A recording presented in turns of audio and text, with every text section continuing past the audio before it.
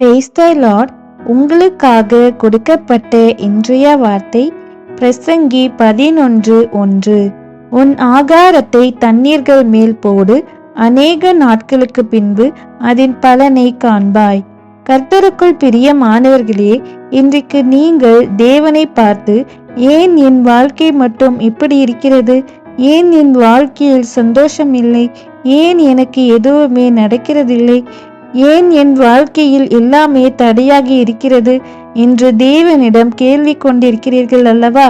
பரிசுத்த வேதாகமத்தில் என்ன சொல்கிறது என்று பாருங்கள். உன் ஆகாரத்தை தண்ணீர்கள் மேல் போடு என்று சொல்லி இருக்கிறது. ஆகாரம் என்றால் என்ன? ஜெபம், வேத வாசிப்புதான் ஆகாரம். அந்த ஆகாரத்தை தண்ணீர்கள் மேல் போட வேண்டும். அநேக நாட்களுக்கு பின்பு அதன் பலனை காண்பீர்கள். நாம் இன்றைக்கு ஜெபிக்கிறோம், ஆனால் உடனே பதில் கிடைக்காது. ஏனென்றால் நாம் ஜெபித்து விட்டு அப்படியே விட்டு விடாமல், தேவன் எனக்காக யாவையும் செய்து முடிப்பார் என்று எப்பொழுதும் விசுவாசம் வைக்க வேண்டும். ஆவியானவர் தாமே நம் விசுவாசத்தை அறிந்து நல்ல பலனை தருவார். நாம் எல்லா காரியத்திலும் நீதிமான்களாக இருந்தால் தேவன் உடனே பதில் தருவார். ஆனால் நாம் தேவனுக்கு பிரியமில்லாத காரியங்களை செய்து கொண்டிருந்தால் நாம் ஜெபிக்கிற ஜெபத்திற்கு பதில் தர மாட்டார். தேவன் உங்களிடமிருந்து கடுகு பெரிது விசுவாசத்தை காண்கிறார்.